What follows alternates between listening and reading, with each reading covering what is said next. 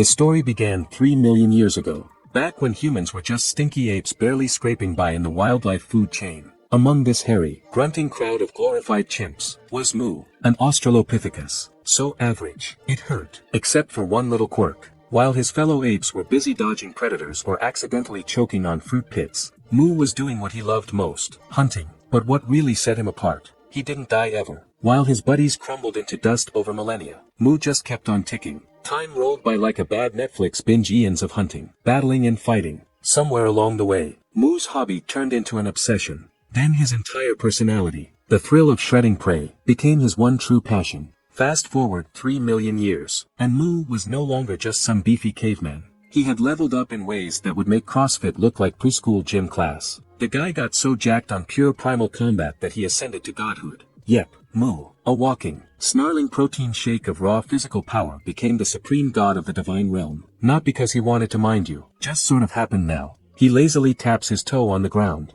and oops, the entire planet shakes like a snow globe in an earthquake simulator. Gods in the sanctuary spill their divine wine, temples crumble, and lesser deities panic like interns after a bad quarterly report. One god in particular isn't having it. Lucifer, the second-ranked deity and god of El-Mur. He feels the tremor and immediately knows who's responsible. Mu, he growls, probably imagining himself flipping Mu's throne and giving him a piece of his mind. Spoiler, he won't. Meanwhile, Mu slumps on his throne like a jaded king who's conquered everything worth conquering. His expression screams, I peaked too early in life. He's fought every possible opponent, crushed every challenge, and hasn't had a decent brawl in centuries. The last time he felt adrenaline might have been 1,000 years ago, or maybe longer. He honestly doesn't remember. Maybe I should weaken myself. Mu mutters to no one in particular. Genius idea, right? If no one's strong enough to fight him, why not handicap himself and make things spicy again? It's the divine equivalent of a pro gamer switching to noob mode for the laughs. With this brilliant plan in mind, Mu decides to possess a weak human body on Earth where he can start from scratch and work his way back to the top. He summons his loyal secretary, Yong Yong,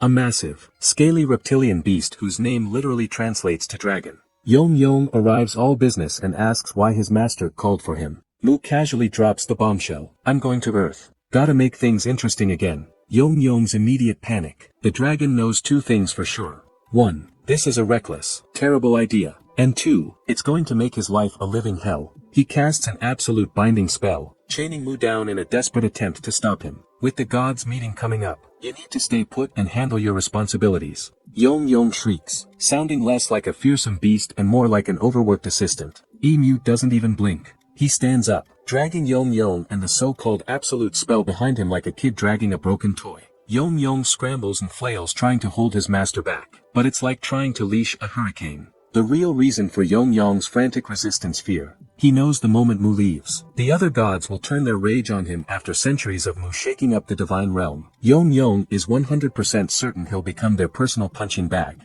But when Mu makes up his mind, there's no power in existence that can stop him. Not the divine realm, not his secretary, Yong Yong, and certainly not the laws of common sense. With a casual flex he snaps the chains, binding him like they're wet spaghetti. Then, because he's feeling extra spicy, he turns to Yong Yong and declares, tell you what, I'll stay if you fight me. Yong Yong freezes like a deer in headlights. Fight Mu, you the guy who could accidentally destroy the universe with a sneeze? Yeah. No, thanks. Nervously, the reptilian secretary chuckles and says, safe travels, my lord. Because getting turned into a reptile pancake is not on his to-do list today. With all obstacles out of his way, Mu shifts his focus to the next big task, finding the perfect human to possess. He tunes into the chaotic mess of Earthlings' thoughts, a cacophony of petty wishes and desperate desires. I want a raise. I want to marry my crush. I want to be famous. It's all so uninspired. But then, amidst the noise, one thought practically punches him in the face. I want to be sent to another world. Mu's grin stretches so wide it could probably swallow a lesser deity. Not only has he found the perfect candidate, but he gets to grant this guy's wish too. A double win. Feeling magnanimous, he announces to Yong Yong that he's leaving his godly body behind. Take care of it, he says nonchalantly, like he's dropping off his pet at a kennel. Yong Yong's panic hits new heights. Master, you can't just abandon your body. If the body dies, the soul perishes too, he screeches, practically foaming at the mouth. But Mu, being Mu, brushes off his secretary's concerns with the divine equivalent of a shrug. Relax. I'll be back soon, maybe. And with that, he's gone. Now let's check in on the poor sap who's about to get possessed. Lee Ho, a 17-year-old earthling who's hit rock bottom. He's the type who spends his life inserting himself as the main character in video games because reality is just too depressing. But today, he's done playing. Sick of his pathetic existence. He's decided to end it all. His one wish: get Izaki into another world where he can finally live the life he dreams of. Standing on the edge of a rooftop, Lee Ho takes a deep breath, curses his god for being useless, and jumps. As he hurtles toward the pavement, he's practically screaming, "Come on, you coward. I dare you to Izaki me." Spoiler: God was listening. Splat. That's the sound Lee Ho makes as he hits the ground. A second later, his broken, bloody body lies still, and his soul drifts into darkness. But then wait. The next thing Lee Ho sees is a massive, scaly beast towering over him. It's Yong Yong, looking very much like he wants to be anywhere else. Lee Ho, drenched in sweat, stam out, "Who the fuck?" At the exact same moment, Yong Yong growls the same question, "Who the F?" And now let's rewind to Mu. A split second before Lee Ho's body became street pizza, Mu possessed it. Now he's crammed into a broken sack of flesh, and oh boy, is it a mess. The body is practically unrecognizable, and Mu can barely move. For most people, this would be game over. But Mu, he spent 3 million years mastering the human body. Blood vessels, muscles, even the so-called involuntary ones. He's got them all on speed dial with a level of control that makes surgeons look like toddlers with crayons. Amol repairs the heart, stops the bleeding, and even starts patching up the rest of the body. Honestly, it's been way too long since he's felt this much blood pouring out of him, and the sensation is oddly thrilling.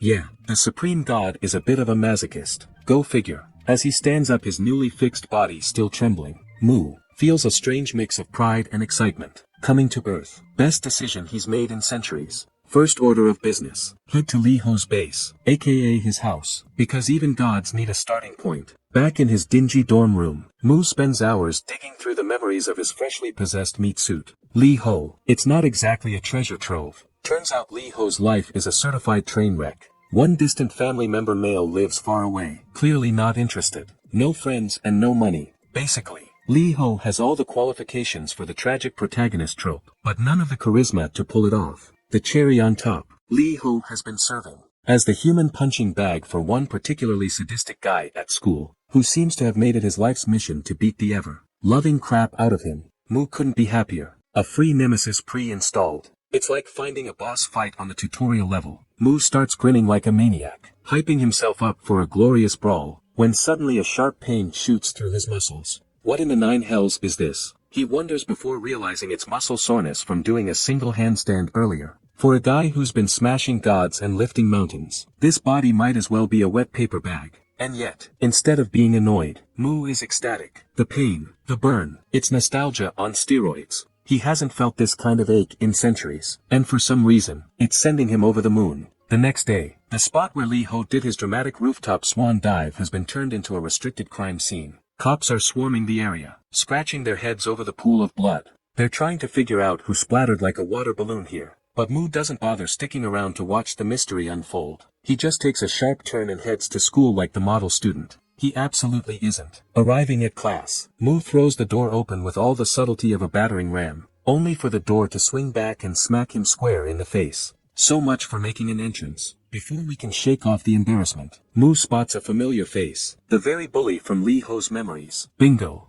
Mu thinks his grin widening into something unhinged. The bully takes one look at that maniacal smile and gets sassy. Because, of course, he does. "What's wrong with you, dumbass?" The guy sneers, setting down his phone and cracking his knuckles. Without so much as a warning, he launches a punch right at Mu's face. It lands hard. Blood trickles down Emu's nose, but his expression doesn't waver. You see, Mu has rules when it comes to fighting. A fight only began when both sides have the will to fight, and the only way to confirm that intent, let the other guy throw the first punch. Sure, this code of honor means his face takes a lot of damage, but it's a small price to pay for clarity. Now that the green light has been given, it's time to return the favor. With zero hesitation, Mu swings back. His fist connects with the bully's face with the force of a meteor strike. The punch is so devastating that it sends a shock wave of pain straight through Mu's own arm. Thanks to the lingering muscle soreness, the agony contorts his face into something truly special, like he just bit into expired yogurt. Unfortunately, this glorious display of primal combat happens in a classroom,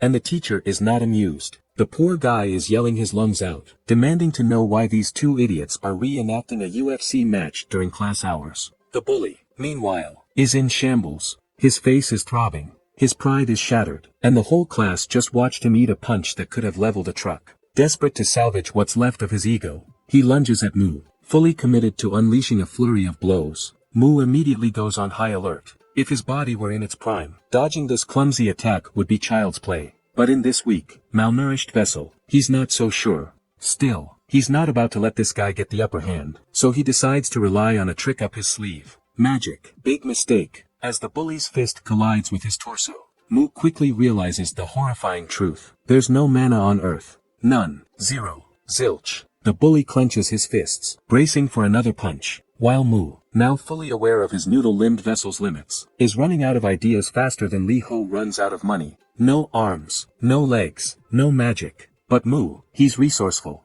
He decides to weaponize the one thing nobody can take from him, his hard head. As the bully's fist hurtles toward him, Mu tilts his head forward, letting it connect directly with his skull. The sound is something between a dull thud and a very unfortunate crack. The bully stumbles back, clutching his now shattered hand, his face contorted in a symphony of pain he never imagined he'd endure. Yep, Mu thinks, grinning through the bitter taste of blood in his mouth. That's what you get for punching the evolutionary equivalent of a wrecking ball. The bully, still dazed and clutching his broken hand, is wide open. Mu takes this golden opportunity, lowers his head like a human battering ram, and slams it straight into the bastard solar plexus, aka the human off switch. The bully wheezes like a deflated balloon, doubling over in pain. But Mu isn't done. Oh no, you're not collapsing yet, he mutters under his breath. With a quick step forward, Mu follows up with an uppercut, using his head smashing into the guy's chin with enough force to send him stumbling back like a rag doll. The classroom is dead silent, except for the bully's knees giving out, and the sound of phones being whipped out to record this absolute carnage. The Gen Alpha kids are practically frothing at the mouth with excitement.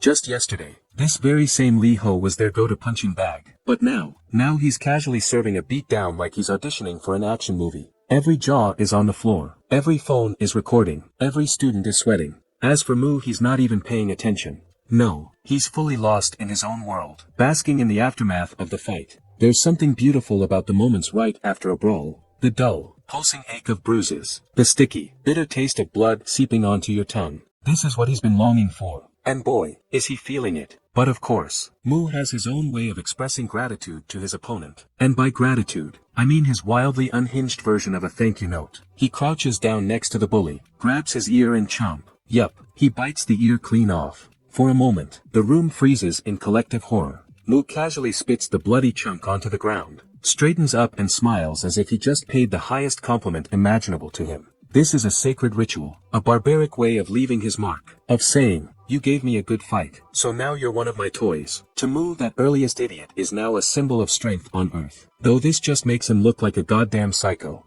The room practically radiates anxiety. Students from other classes are peeking through the windows, whispering about the carnage. Sure, fights at school are common, but biting someone's ear off, that's new. Through the window, Mu watches as the paramedics load his opponent into an ambulance. What a service they even offer house call treatments. He muses, waving the poor bastard off with a cheerful grin. But alas, the fun is over, and now it's time for consequences. Behind him stands the teacher, vibrating with fury. What the hell do you think you're doing? Lee Ho the man barks, his voice filled with the kind of frustration that only middle school educators know. Mu gets dragged to the office, where the teacher launches into a full-blown tirade, complete with finger-pointing, face flushing and spittle flying everywhere. Mu just stares at him, barely listening, completely unfazed by the verbal barrage. Finally, in a fit of rage, the teacher instinctively raises his hand as if to strike Mu and Mu. Mu's eyes light up like a kid seeing their birthday cake. His grin spreads ear to ear. He actually wants the teacher to hit him. Nothing would make him happier than to turn this scolding into round 2 of the day's fight card. But when the teacher sees the look on Mu's face, half manic, half giddy, he freezes mid-swing for a moment. He debates whether it's worth it. Then, with a resigned sigh, he lowers his hand, mutters something about lost causes, and spins on his heel. Fine, bring your parents tomorrow, the teacher says, his voice dripping with exhaustion. Now get out of my sight. He trudges down the street like a washed-up action hero who just realized his sequel tanked at the box office. His mud rock bottom. Why? Because his day of glorious combat got cut short. Sure, early dismissal from school was nice time to let this flimsy body recover with a lack of fights. Soul-crushing every bruise on his body is a badge of honor. And now he's stuck doing the human equivalent of rest and recuperation. Pathetic. If only mana existed on Earth, things would be different. Oh, mana, the mystical universe-wide cheat code. That makes humans go from squishy nobodies to sword-swinging hunters, and spell-slinging wizards. But here Nada Earth's mana reserves are as empty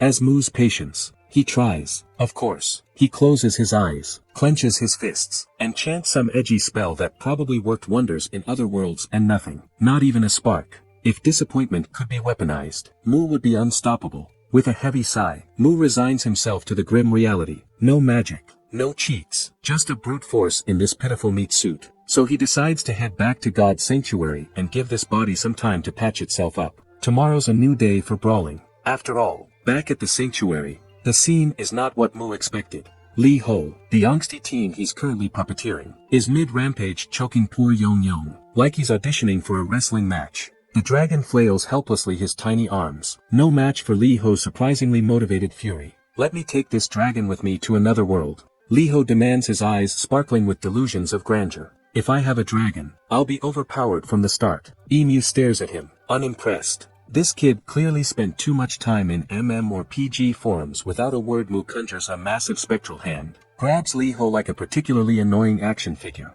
and starts walking away. The boy flails and shouts, but Mu doesn't bother clarifying anything beyond a casual, "I'm sending you to another world." Vagueness is an art form, after all. Fast forward to Lucifer's domain, where the second-ranked god is already fuming before Mu even steps inside. Mu, of course, doesn't knock or announce himself. Why bother with social niceties when you can just kick the metaphorical door down Lucifer's castle? A gothic masterpiece of dark grandeur echoes with his exasperated sigh as Mu strides in like he owns the place. Whatever it is, no, Lucifer snaps, not even bothering to look up. He knows Mu well enough to anticipate the headache. Mu unfazed smirks. "I'm sending this brat to another world. Open the gate." Lucifer pinches the bridge of his nose. "Do I look like I take requests from you?" "Absolutely not." Mu shrugs, the smirk growing wider. "Then hit me and we'll settle it." Lucifer freezes. He knows this game, and he knows exactly how it ends. With him on the floor and Mu flexing his metaphorical muscles begrudgingly, Lucifer grits his teeth and prepares to open the portal. But of course, Mu, being the walking embodiment of chaos, stops him. "I'll handle it myself," Mu declares, stepping toward the gate. Lucifer's jaw drops. You cannot interfere in another god's domain. The defensive barrier will activate. Crack. The sound of Mu's bare hand punching through the barrier cuts Lucifer off mid-sentence. The barrier shatters like cheap glass, leaving Lucifer standing there, absolutely gobsmacked. "Did you seriously?" Lucifer starts, his voice trembling with rage. Yeah, unwritten rules, blah, blah." Mu interrupts, releasing his grip on Lee Ho. The boy stumbles forward, looking between the portal and Mu with wide, nervous eyes. "Well," Mu says, gesturing toward the swirling vortex. "Hop in." "Off. You go to another world." Lee Ho hesitates. What about the dragon?" Emu raises an eyebrow. "Yong Yong, absolutely not. He's mine. It's your own dragon, kid." And with that, Emu casually flicks Lee Ho with his massive spectral hand, sending him hurtling through the portal like a poorly thrown dart. The boy's scream fades into the ether as the portal seals shut. With the job done, Mu stretches and turns to leave. "Well, that was fun," he says, glancing at Lucifer, whose hands are trembling with barely contained rage. You arrogant." Lucifer sputters, his face redder than his domains. Eternal flames. Lucifer. Oh, Lucifer. Once the undefeated demon king of Elmore, standing at the top of all creation. He was the kind of guy who made absolute power look like an accessory. The guy literally killed a god, claimed their throne, and became the ruler of rulers. The god of gods. Supreme. Legendary. Catastrophic. Blah, blah, blah. You get the picture. He was the ultimate big bad. The untouchable. Until Mu showed up. Now Lucifer is a walking tomato of rage, watching Mu ride off on Yong Yong like he owns the place. Lucifer is left fuming, his hands trembling, as if he's holding back the urge to rip something apart. Spoiler alert, it's probably Mu's face. Meanwhile outside, Mu, totally unbothered and still riding his dragon, has zero clue about the giant ominous eye watching him from the shadows. Business as usual. Speaking of red-faced losers, let's check in on that bully, lying in a hospital bed wrapped up in bandages like a poorly wrapped burrito. He's fuming with anger. his face eerily similar to Lucifer's current tomato-red state. Twists in frustration. Losing to Lee Ho, a pathetic loser in his eyes, was bad enough. But the humiliation, oh, that's the real wound. It's not like he's just going to let it go. No sir. Revenge is practically his love language. Reaching for his phone with his one semi-functional hand, he calls in his ace. Cheol Hyung, enter Kong Cheol, a gym beast. Kong Cheol is everything the bully wishes he could be. The 11th National Sports Festival Youth Boxing Middleweight Champion Kong Cheol is the type of guy who's probably asked, "What's your bench?" more often than his own name. He's mid-workout, sweat pouring down his chiseled frame, when a phone starts ringing in the locker room. Except it's not his phone. It's his buddy, Guok Charles, a scrappy boxer with 2 years of experience, and a phone so cracked it looks like it's been through a war.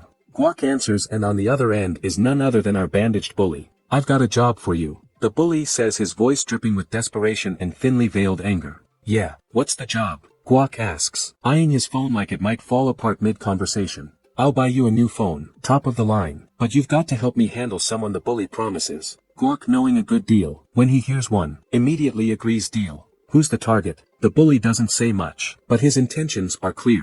Lee Ho's days of walking around unscathed are numbered. The bully drags himself into the room like a wounded animal, his nose and ears still covered in bandages. His wrapped up hand dangles uselessly by his side, and even his walk screams defeat. Yet somehow he's trying to keep his head high, acting like he hasn't just been turned into a walking meme. Of course, his classmates aren't buying it. "Is that really the guy who used to scare us? Dude, I can't believe I was ever scared of that hobo. Lee Ho did that to him. That's hilarious." The whispers cut through the air like daggers. The once feared bully has become the laughing stock of the entire school. His pride already 6 feet under, buried with his reputation. Finally, he snaps, slam his bag, hits the desk with a thunderous sound as he glares at the entire class. His eyes burning with frustration. "If you have got something to say," he growls, "say it to my face." The room falls silent. Most of the students avoid his gaze, suddenly, finding their desks or the ceiling very interesting. Most, except one, the class president. She rises from her seat with an air of authority, her voice calm but cutting. "Why don't you shut the up and sit down? Or, if you don't like it, leave.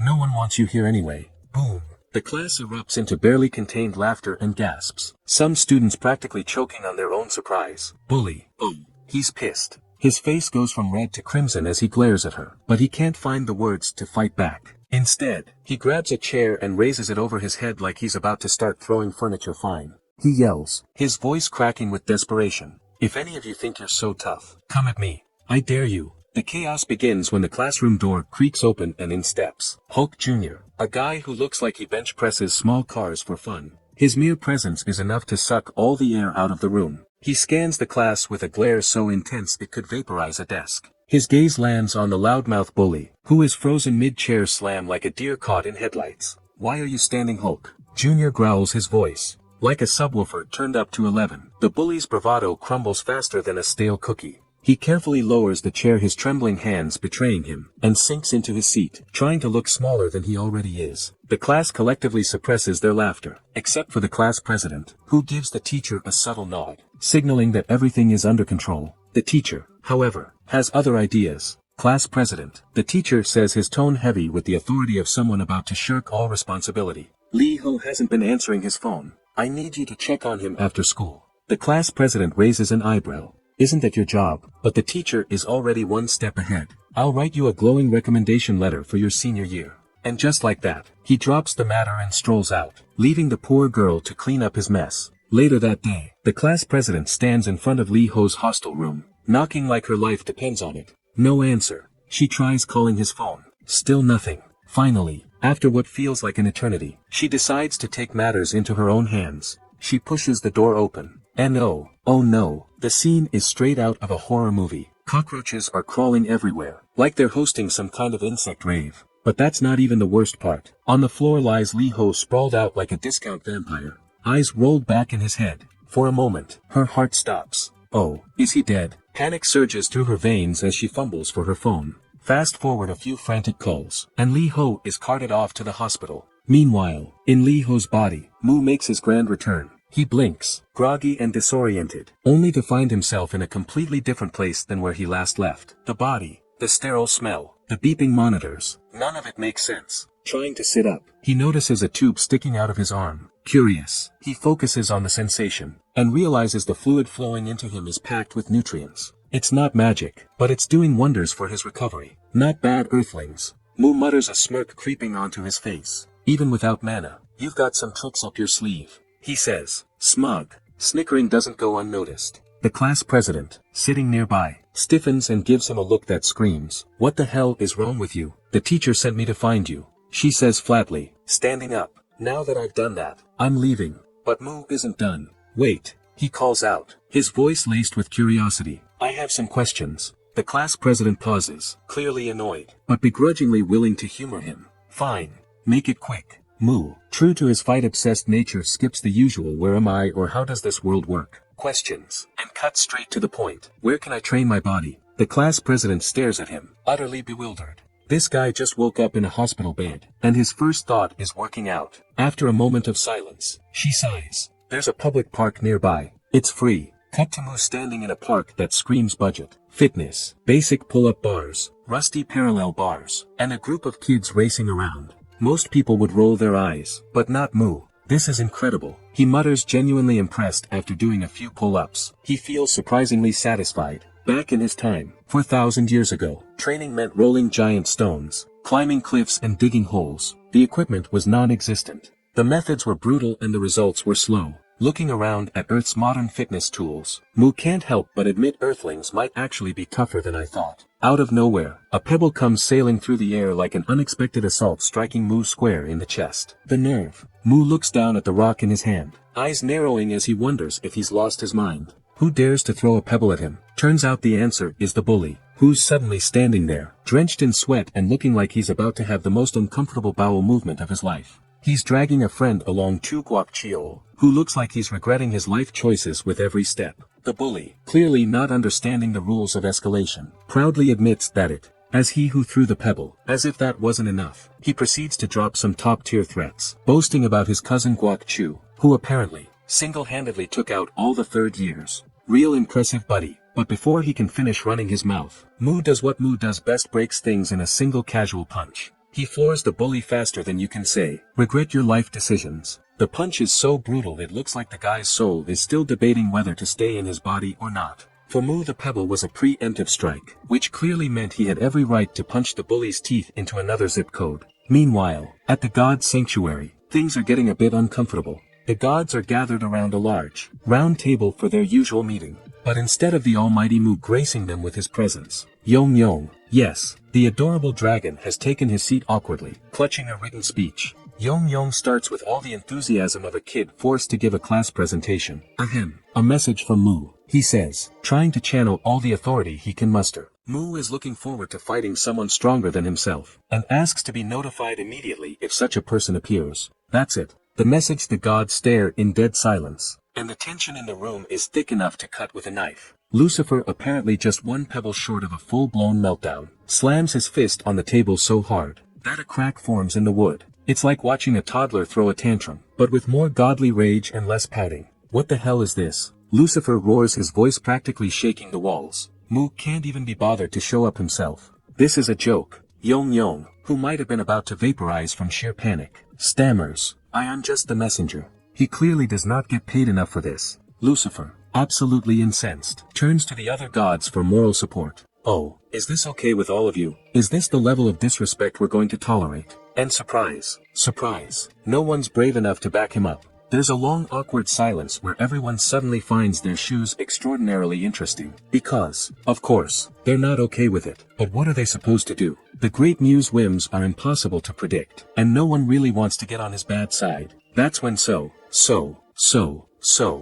third-ranked god and divine archer speaks up. Her hair is a striking blue, and she looks about as thrilled as a cat in water. "The purpose of these meetings is to maintain world stability," she says, trying to sound like she cares. And it's disappointing, if not disrespectful, that Mu didn't even bother to show up in person. But you know, we all get that he has more important things to do, right? Lucifer, already on the edge of an aneurysm, snaps. The real issue here is that Mu treats the entire world like some game. He's practically frothing at the mouth now, veins bulging as he seethes. The whole system could fall apart if he keeps acting on his stupid whims. And don't get me started on his Z solutions. Half the time, His bright ideas make things worse. Just look at the disaster on planet Cyclops, the god of Cyclops, who's the 8th-ranked god, and clearly still haunted by that fiasco from 1,000 years ago. Visibly pales and nods along his own memories of that nightmare resurfacing. He's probably trying to forget that the entire planet was nearly annihilated by Mu's solutions. The infamous planet Cyclops disaster, truly a gem in Mu's chaotic resume.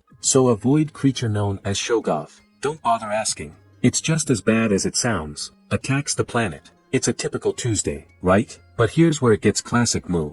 Instead of some strategic battle plan, he decides to bring his usual subtlety to the table. What's that? Just obliterate the creature with raw brute strength. Yeah, that sounds responsible. So he goes ahead and does that. And in true Mu fashion, he manages to wreck the entire planet in the process. I mean, why? Not sure the Shoggoth was obliterated, but now part of the plan. It is devoured in the chaos. Lucifer is watching this, and his face is practically twitching from frustration. If the gods had worked together, Lucifer rants, fuming so hard his nostrils might combust. We could have minimized the damage. But no, Mu decided to just fling his fists around like a blind gorilla on speed. Naturally, Lucifer is done with this. He throws down his metaphorical gauntlet, or actual one, depending on how dramatic he's feeling today, and declares that Mu isn't even fit to hold a title of god. Yikes. You could hear a pin drop in the room after that, except for Yong Yong, who's practically shaking in his tiny dragon boots. Yong Yong's panic is a sight to behold. Poor guy stuck in the middle of this godly meltdown can only pray that his master will swoop in and save the day.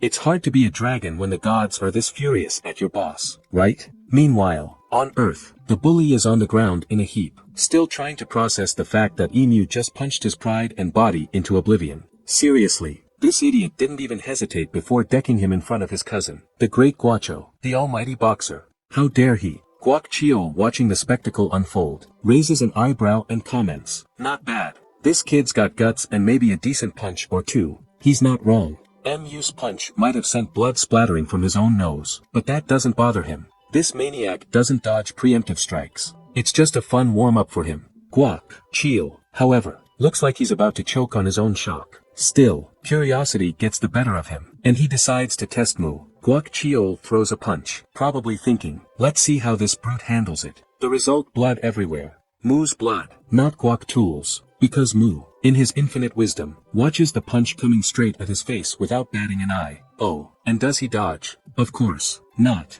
That would be far too sensible. Guac Chio stands there, frozen, dumbfounded. He can't quite wrap his head around it. This kid, he didn't even try to dodge. He mutters to himself. This is where he learns the first rule of fighting. Mu, don't expect him to play fair. And now the stage is set. It's boxing time. Emu, full of that raw fighting energy, imitates Guac Chio's stance. He's like a toddler trying to play pretend if the toddler was 4,000 years old and a walking wrecking ball of destruction. Mu lands a punch, and for the first time he really feels it. The sheer force of his own blow seems to knock some sense into Guac Chio, who is now desperately sliding backward in shock. What the hell is this guy made of? Guacho thinks as he feels the earth beneath him shifting from the weight of Mu's punch. Mu, on the other hand, is grinning like a lunatic. He's in bliss. A proper punch with all the right force behind it. This is his heaven. His muscles are screaming in protest, but it doesn't matter. This is what he's been missing. Still, if he's going to keep fighting, he needs to take care of himself. And so, like some ancient warrior, he pulls out a pair of haimunts, ancient Greek boxing straps. Oh, you know, just your average cowhide strips carefully wrapped around his wrists for that extra support. How quaint. The bully back on the sidelines and losing his mind watches as his cousin, the supposed legendary boxer, gets pushed back with each hit. He's practically throwing a tantrum, questioning why Guac Chio isn't winning this fight against some nobody. Well, that's when Guac Chio, under immense pressure, goes for it again. He launches himself toward Emu with another punch. This time, there's no hesitation, but Emu, ever the insufferable bastard, simply blocks the punch effortlessly. Guac Chio, teeth grinding and fists clenched, knows that this kid, no, this maniac, is not backing down. It's like hitting a brick wall with no gloves. Every punch he throws is useless. Meanwhile, Mu stands there, grinning like he's in a sparring match with a particularly annoying fly. Mu stands calmly, his eyes sharp, analyzing every twitch, flex and clench of Guac Chio's muscles. He already knows every punch the so-called boxer throws is as predictable as the plot of a bad action movie. It's almost insulting. And here comes Guachil, launching his first punch with all the grace of a drunk ballerina. Mu takes a single step back, watching the fist miss him by miles. Kwok Chul, visibly frustrated, tries again, because apparently, doing the same thing twice will totally work this time. Spoiler, it doesn't. Mu dodges with the ease of someone avoiding an awkward conversation at a party. But Mu isn't just here to dodge punches like he's auditioning for the Matrix. No, he's got plans, calculated ones. And just as Kwok Chul throws yet another sad attempt at a punch, Mu counters with surgical precision, aiming straight for Kwok Chul's hand.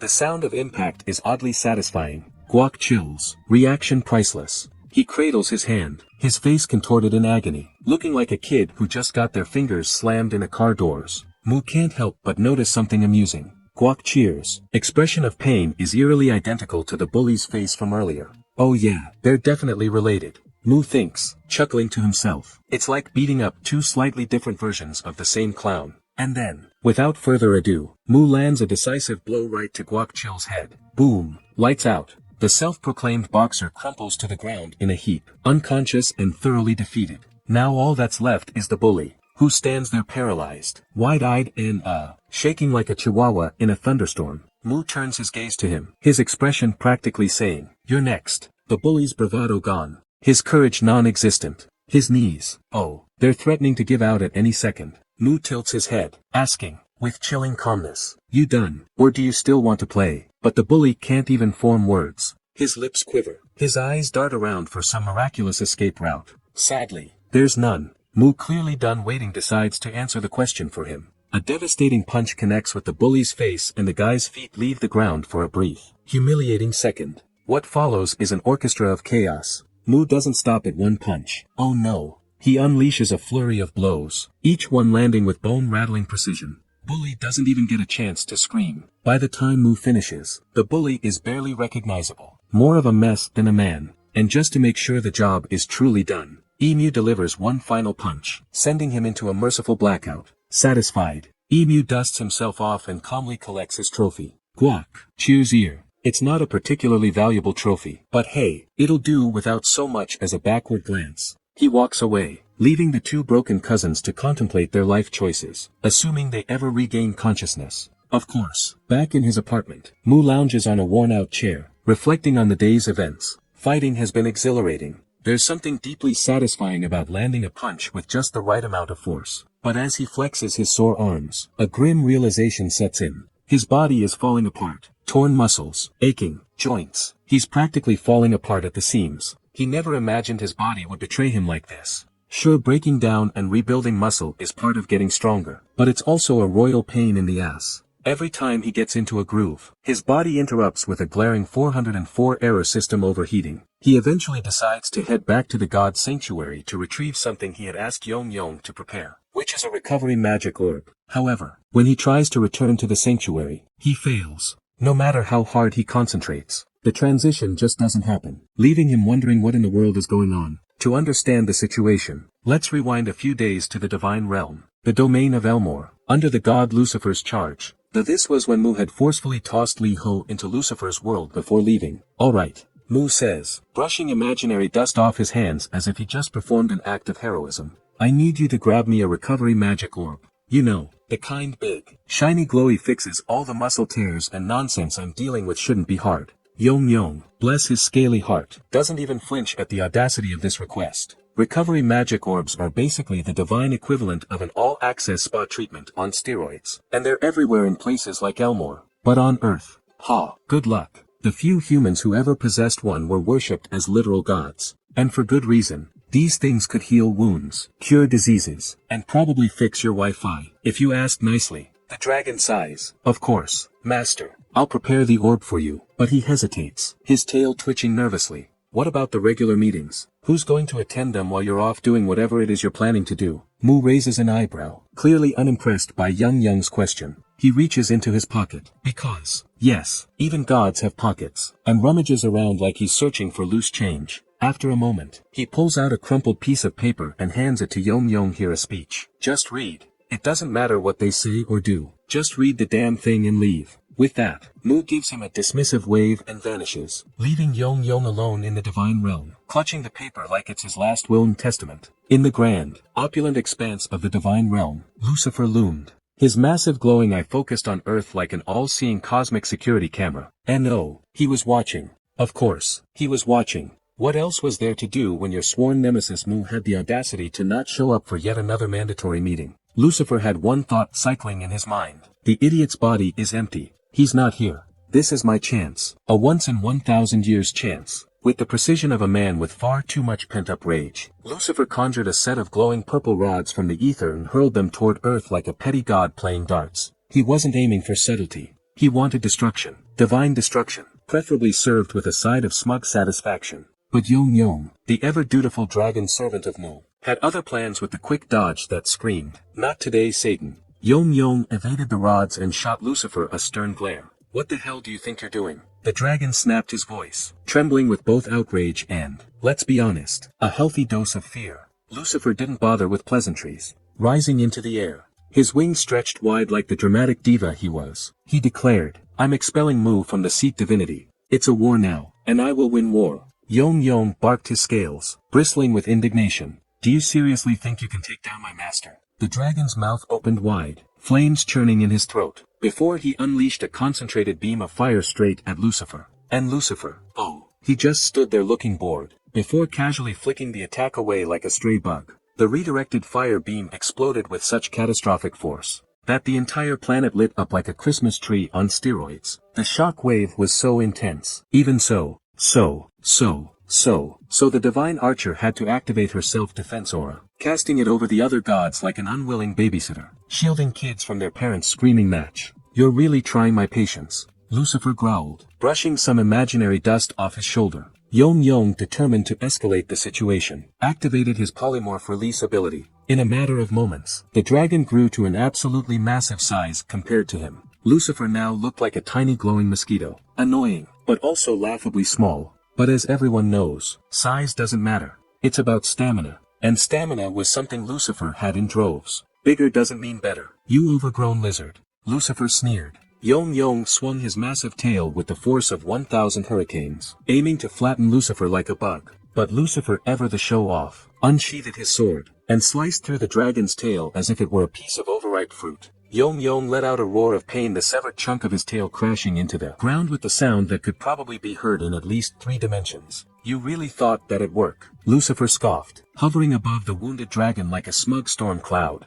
"As long as you're alive, I can still reach Earth, and once I'm there, I'll crush Mu. That weak earthling body of his won't stand a chance." Yong Yong, despite his injuries, began to laugh. A deep, booming laugh that echoed through the divine realm, laced with mockery and defiance. "You think you stand a chance against him? You're delusional. My master doesn't even need to try to wipe the floor with you." The scene cuts to Gideon Bucha, limping out of the hospital with a sling around his arm and a look of utter defeat plastered on his face. His grand heroic moment reduced to a sorry, bandaged mess. But life doesn't wait for the broken and bruised, does it? No sooner has he stepped into the gym than his senior is already tearing into him like a verbal hurricane. "What the hell were you thinking, you moron?" The senior barks, pacing back and forth with the fury of a coach whose star player just benched himself before the big game. "You've got the competition in 2 weeks, and you're out here breaking bones like an amateur stuntman." Guak Chil, poor guy, can't even look him in the eye. All he can do is bow his head, mutter, "I'm sorry." Senior on repeat, and hope this earful ends before his other ear gets metaphorically bruised. "Oh, you're sorry.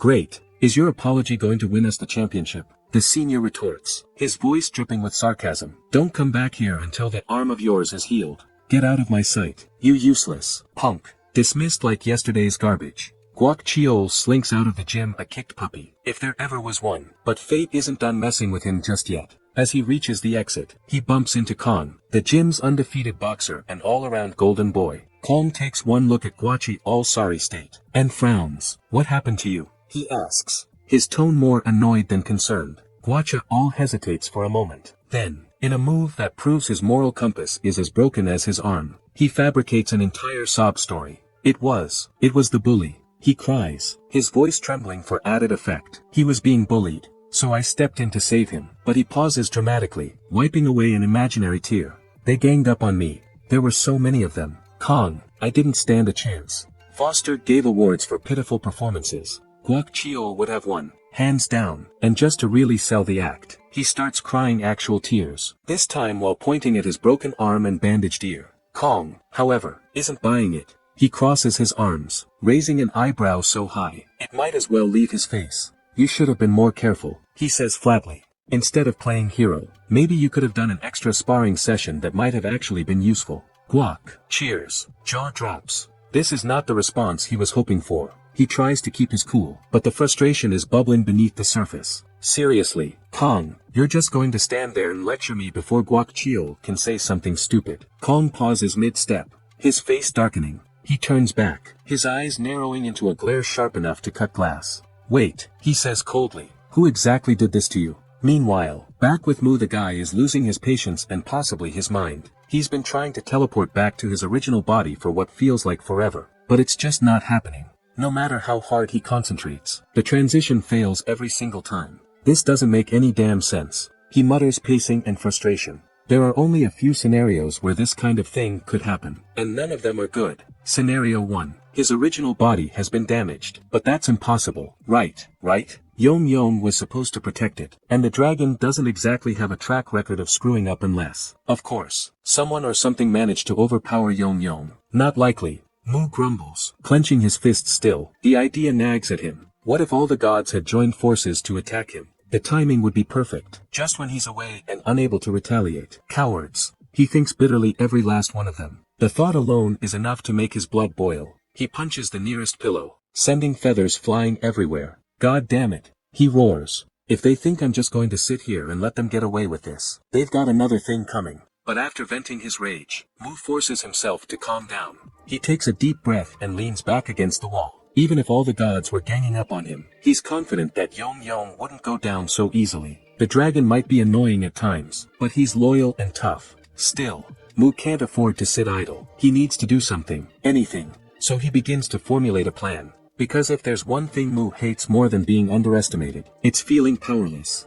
The park. Mu's training session. Another day, another bizarre scene. There's Mu once again in the park, grunting like a caveman and pushing his body to its limits. Except this time, it's not his arms. He's focusing on no, that would be too predictable. Today, he's doing something truly revolutionary. He's strengthening muscles he doesn't normally use. And let me tell you, it's a party. His muscles are screaming in agony. But to Mu it's like a choir of angels singing sweet torture. Yes, he laughs maniacally, his voice echoing through the park like an unhinged lunatic. This is the life he might as well be on a roller coaster. Except the only thing getting thrown around is his own self-inflicted pain. Onlookers near him aren't exactly sure how to process this. They've all seen weird things in parks. Kids on skateboards, old ladies walking their dogs, maybe even a couple of overzealous joggers. But a grown man laughing like he's finally unlocked the secret to eternal youth while destroying his body. Yeah, that's a new one. His legs give out eventually because, well, they're still human, and muscles can only take so much. Emu collapses on the grass, panting and laughing like a maniac, who just found the meaning of life in a set of squats. And then, of course, there she is, the class president, looking less than pleased. Her expression could probably freeze hell. She asks, with a voice as sharp as broken glass, "Why the hell are you not at school?" Emu, barely holding his breath and clearly struggling to stay upright, looks up at her and tilts his head. "Why should I go to school? It's not like it's some kind of gym. I'm just training." Training for what? She snaps back already, knowing she's not going to like the answer. Training to get stronger, he says, as if it's the most obvious thing in the world right now. I'm too weak to fight, and I need to fix that. These arms, he gestures to his battered limbs, are already in bad shape. I've been in a few fights, and let me tell you, it's not enough. I need more endurance, more strength, more everything. Her face goes pale. Are you seriously telling me that you've been skipping school for this? She gestures around at his pitiful attempt at training. What kind of maniac are you? Well, I'm a maniac who wants to fight, obviously, he says, completely ignoring the sarcasm dripping from her voice. If I'm stronger, I'll be able to fight longer. And here's the best part, I might even win. And if I'm even stronger than that, I can fight again.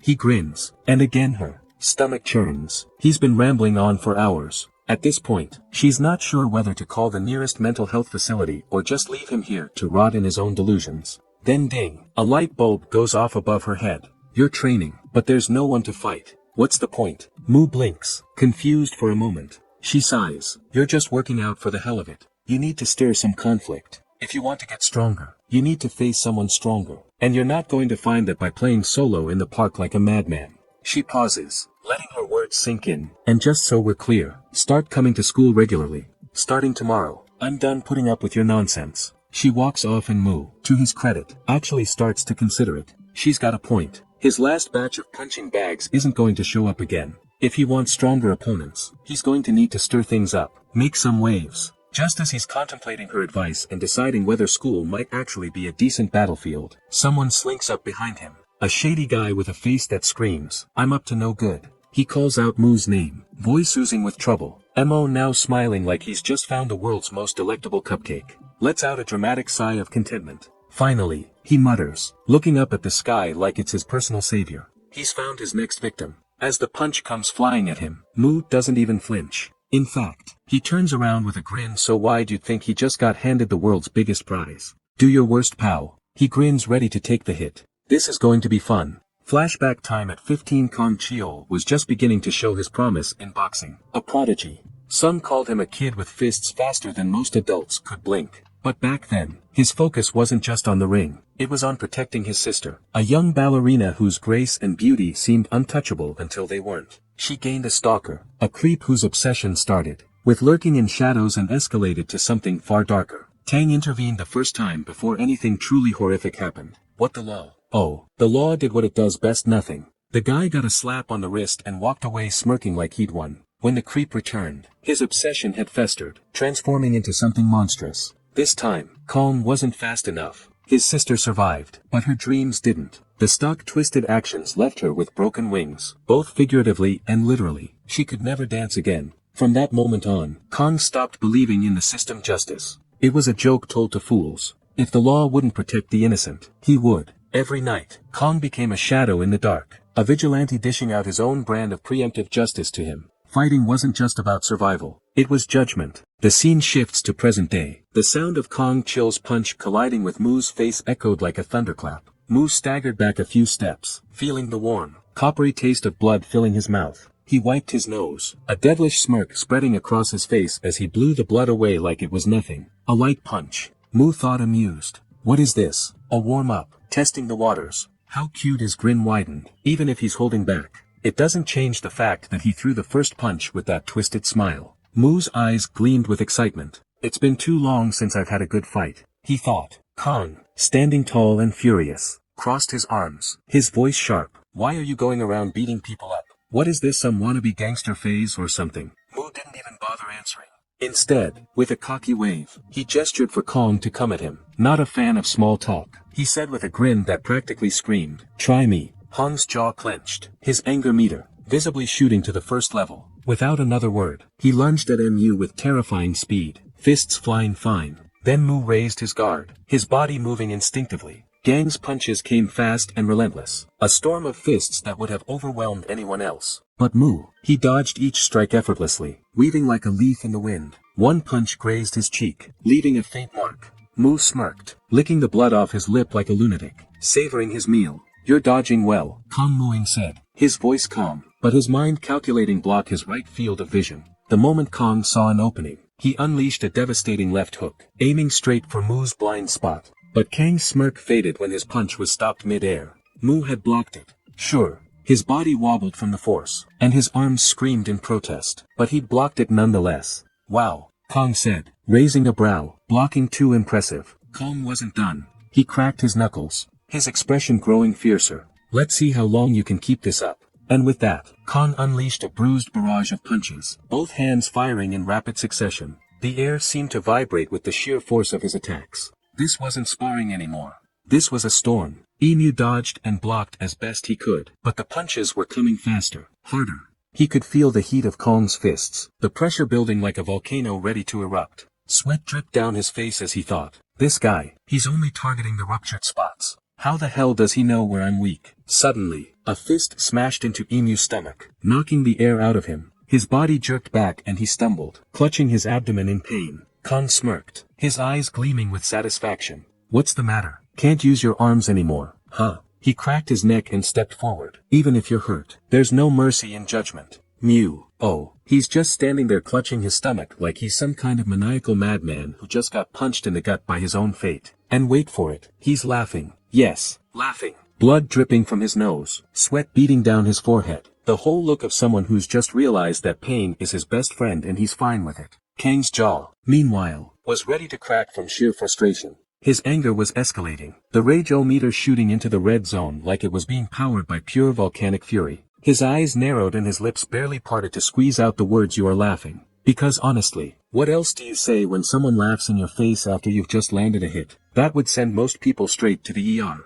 Meanwhile, inside Mu's head, it was a symphony of emotions. I can't beat him, not right now. Mu mused with a grimace, but I can't just give up either. No, no, no, this is a fight. A glorious, ridiculous fight. I need to save her. No smiling though, stay calm. Don't let the joy slip through. I can't win on sheer fun alone. Focus. Of course, the narrator couldn't resist but slide in with a helpful little reminder. Mu wasn't always the victor. You know. Shocking. I know, given his current display of bravado, aka giggling like an idiot. Sure, he enjoyed a good fight, but he didn't just fight to enjoy himself. Mu wanted to win. He craved it, so when push came to shove, he'd force himself to calm down, suppressing every shred of emotion like a stoic monk in an action flick. Smart, right? Except for the tiny problem that Mu could never completely stifle the sheer thrill of combat. Yeah, that's right. Even when he tried to look serious, some part of him just enjoyed the chaos. And oh, boy, did he look like that now. His face picture of someone who just caught a whiff of something indescribably foul. The expression was like if an angry sloth had just eaten something sour and didn't know how to react. Kong, understandably confused, stopped dead in his tracks. His brain, so used to seeing Mu grinning like a psycho, was trying to figure out what had just happened. This new Mu was unsettling. His jaw clenched. His anger was boiling over, practically seeping out of his pores. Kong snapped. "You are crazy," he shouted, veins bulging in his neck.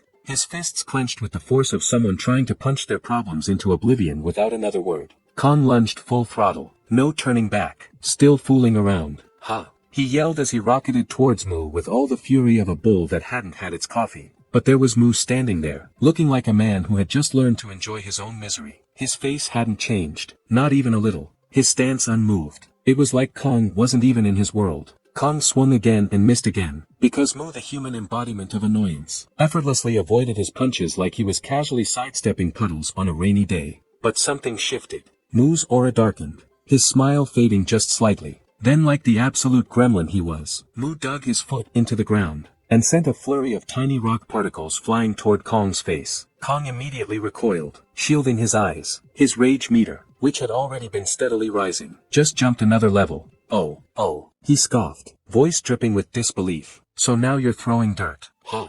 Real classy. That's exactly the kind of move a criminal in the making would pull." And you lifted his head, his expression blank, no reaction, no shame, just that same infuriatingly deadpan stare. Kong felt his blood pressure skyrocket. This guy was doing this on purpose. Kong clenched his fists so tightly, his knuckles cracked, and without another word, he lunged. His fist cut through the air, but whoosh, Mu sidestepped. Kong pivoted, instantly appearing behind Mu in a flash, his fist cocked back for another strike, and yet Emu avoided it again. The smugness was practically radiating off him now. He grinned, not even breaking a sweat. And Mu, oh, he was having fun. Kong was aiming for his chin. How adorable. Bare-knuckle fighting had existed for thousands of years, but the difference between Kong and the guys Mu had fought before, they were more defensive. Why the ground a battlefield wasn't some perfectly polished boxing ring. It was unpredictable, full of variables. It made it hard to fight aggressively. But Kong fought like he knew exactly where he was stepping. Big mistake, because the more Kong moved, the more Mu could manipulate his movements. The moment an opening appeared, Mu would strike hard,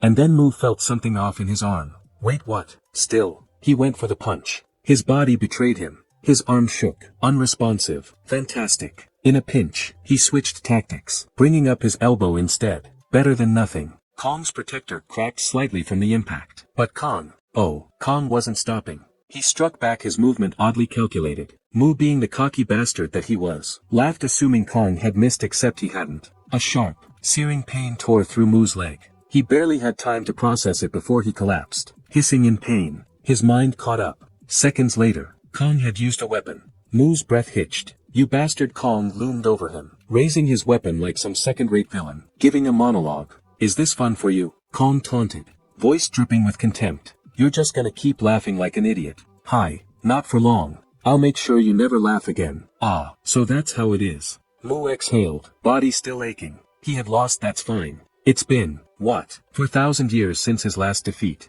No big deal. Then something flew toward Kong and bounced behind a tree. Kong flinched, eyes narrowing, his entire body tensed. Does this lunatic have backup? Sweat dripped down his temple. His instincts screamed at him. This is bad. This is very, very bad. His hands instinctively moved to put his jacket back on, because clearly, that was the logical move when mysterious objects started flying at you. Then a voice, Master Kang's breath hitched, his muscles locked up. Mu, however, slowly turned his head. His eyes widened, because standing right there was a baby dragon, and not just any baby dragon, one that looked exactly like Yong Yong. Are you Yong Yong? Mu asked, half expecting the universe to tell him he was hallucinating from blood loss. Lucifer was having an absolutely fantastic time imprisoning Mu's body in a barrier. He grinned, his ego swelling to dangerous proportions. His severed space barrier was flawless. There was no escape.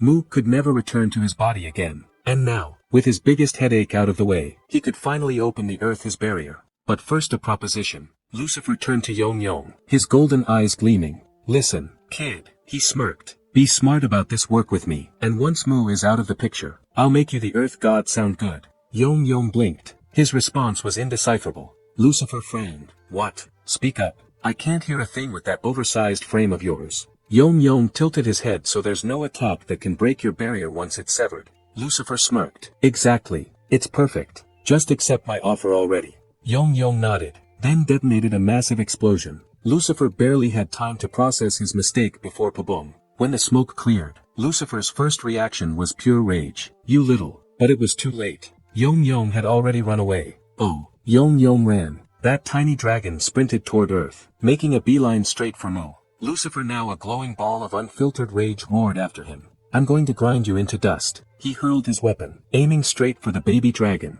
Missed, and Yong Yong. He did not stop. He crashed directly into Kang's face at full velocity. And that's how, in the middle of a serious life or death brawl, Kang got drop-kicked by a baby dragon's head. Yong Yong took a deep breath, then spilled everything. Emu sat in silence, his expression unreadable. Yong Yong gulped. I am really sorry. Mu stayed quiet, but inside, oh, he was livid. Lucifer had really gone and pissed him off this time. And Mu, he was ready to return the favor. Mu's face stretched into a wild grin. His skin flushed red, not from embarrassment, but from pure unhinged excitement. Lucifer's attitude had changed, which could only mean one thing. Oh, so he's acting like he's done fighting, huh? Mu muttered, punching the air like a lunatic, warming up for a death match. His excitement practically radiated off him, the kind that only someone who has never heard of self-preservation could exude. I need to get stronger, he declared to absolutely no one, fists swinging as if he was already shadowboxing Lucifer. And then a sharp, blinding pain shot through his wrist. His arms shook violently, the ghost of Lucifer's last fight, laughing at his stupidity. Oh, right, that little problem where his arms were completely wrecked. Yeah, slight setback at this rate. Mu had the combat ability of a particularly aggressive toddler. He sighed, flexing his useless hands before glancing at Yong Yong. Oh, dude, did you bring it? Mu asked, his voice eerily calm. Yong Yong froze, sweating bullets. Oh, he knew exactly what Mu was talking about. With an awkward smirk, Yong Yong nodded. Of course, I brought it. Then, in the most undignified display ever, Yong Yong proceeded to vomit out the magic orb. Tears pooled in his massive dragon eyes. He almost cried from the effort. Mu did not care. His eyes gleamed as he grabbed the red, glistening orb. According to Yong Yong, it was a dragon blood stone infused with a one-time healing spell. A stone formed from hardened dragon's blood. And Yong Yong, he regretted everything. I should have brought more. The baby dragon muttered, bitterly. I didn't think things would get this bad. Mu, who very much did not care about the logistics of dragon blood storage, grinned. This will be enough. Then, like some arcane battery charger, Mu absorbed the magic orb just by holding it. The orb slowly disintegrated in his palm, and in an instant, his wounds began to heal one by one. Mu blinked. Oh, this wasn't just a healing spell. His muscles felt print stronger. His senses sharpened. Oh, this wasn't normal. This is a body enhancement spell too, Mu murmured, flexing his fingers, feeling his strength returning. Yong Yong puffed out his tiny dragon chest. Of course, he said, practically wagging his tail in pride. I infused my own magic into that dragon blood stone. It took a lot of effort. You know, Mu raised an eyebrow. He noticed there was still a little bit of the orb left. Didn't use much mana. Huh. Guess it can be used one more time, Mu said casually. Then without warning, he chucked it at Yong Yong. Use it instead, he said. Yong Yong, who was not prepared, barely caught it in time. Without thinking, he swallowed it again. stuffing it back in his tummy for later use again. Somewhere in a completely unrelated part of town, a lizard was having the time of its life. It was playing with a severed human finger. The finger's owner, Moose, class president. No, she wasn't missing any fingers. The lizard was just her pet, and she loved it like a little too much. She blushed just from staring at it. "Oh, Dooley, you're just so cute." She sighed dreamily, practically sparkling with affection. She had one wish in life, just one. "If only you could talk," she muttered. "We could chat all day and play together." And she trailed off, realizing she was getting weird again. She shook her head, put Dooley back into its aquarium, and headed out. "Stay still. Be good. I'll see you after school," she called out cheerfully. Back at school, Lee Ho's ex-bully was a broken man. He sat at his desk bandaged up like a mummified corpse, drowning in paperwork. His face screamed, "I have made a series of terrible life choices." He stared at his bruised hands, at the mountain of homework in front of him, and came to a single, life-changing conclusion. Being a bully does not suit me, and so he decided to just study like a normal person. Just as he was about to fully accept his new life of academic suffering, the classroom door slammed open. Moo walked in, deadpan expression, unreadable. "You want to have a match?" The bully's soul left his body. Before he could process the fact that Moo had just walked in like a horror movie villain, the class president appeared. "Oh, you actually showed up today," she said, casually. Moo turned to her and smirked. "I was convinced by what you said," he said. The class president raised an eyebrow. "And what did I say? You told me to look for someone to fight." He was smiling ironically, which immediately made her suspicious. "Yeah, good luck with that," she muttered. Kong sat in class, arms crossed, teeth gritted. Below in the lower classroom, a red-haired girl stood next to him. "You heard the news about the second-year neutralization, right?" she asked. Kong barely reacted. Class had already ended, and he was about one stupid conversation away from completely losing it. She continued anyway. "There's a kid in second year who's been beating up bullies," she said. Kong squinted. He had heard something about that, so he asked.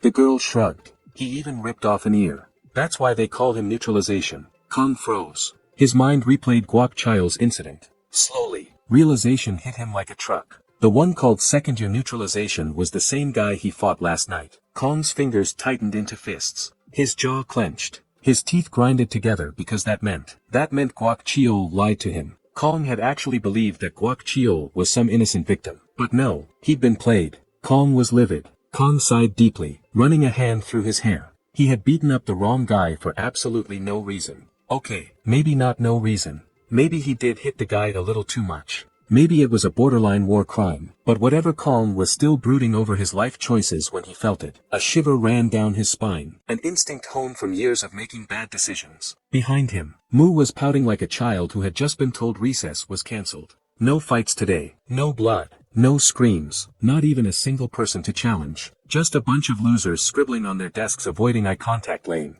Moo sighed dramatically. Fine, no fight today, then he'd just go train. Sane's Arena sounded like a good idea. Just as he was about to leave, his eyes caught a familiar silhouette in front of him. A guy with distinct muscle placement. Moo's eyes widened. His memory was perfect when it came to recognizing people he had punched before. This was the guy. The same build, the same posture, the same exact arm shape. It was him. Moo didn't hesitate. He screamed, "It's that guy from yesterday." Kong froze slowly, very slowly. He turned his head, and saw Moo sprinting toward him at full speed, grinning like a maniac. King's brain screamed one thing, run. And he did. He bolted full speed, desperate fugitive mode. His heart pounded in his chest as a million questions flooded his head. How the hell does he know it's me? I was wrapped up like a damn mummy. What is he? A freaking muscle forensic expert. Moo, on the other hand, was having the time of his life. He hadn't felt this alive in days. His adrenaline spiked as he chased Kong through the streets. Kong turned a sharp right, hoping to shake him. Moo turned too, still grinning, still excited. He vanished. Moo skidded to a stop, looking around, completely bewildered. What the hell, this is a perfect situation for a fight. Moo groaned, throwing his hands in the air. At that moment, Yong Yong popped out from Moo's clothes, his tiny dragon face scrunched in irritation. You looking for that rude bastard from yesterday? Yong Yong huffed. Moo nodded. Yong Yong sniffed the air. Luckily, when I bumped into him, I caught a strong male scent. I can track him. Moo's eyes gleamed. Finally, a lead. Yong Yong hopped onto the ground, ready to follow the trail, but then a shadow loomed over him. He looked up, and there she was, Kim Eugene, Moo's class president. If she stared, she blushed. Oh, my God, she whispered. Yong Yong froze. What the move aside, will you? He snapped. But Eugene did not move aside. No, she grabbed him with both hands. Yong Yong's brain short-circuited for a moment. He just stared at her, his tiny body trapped in her grasp. Then what the hell are you doing? Eugene ignored his fury.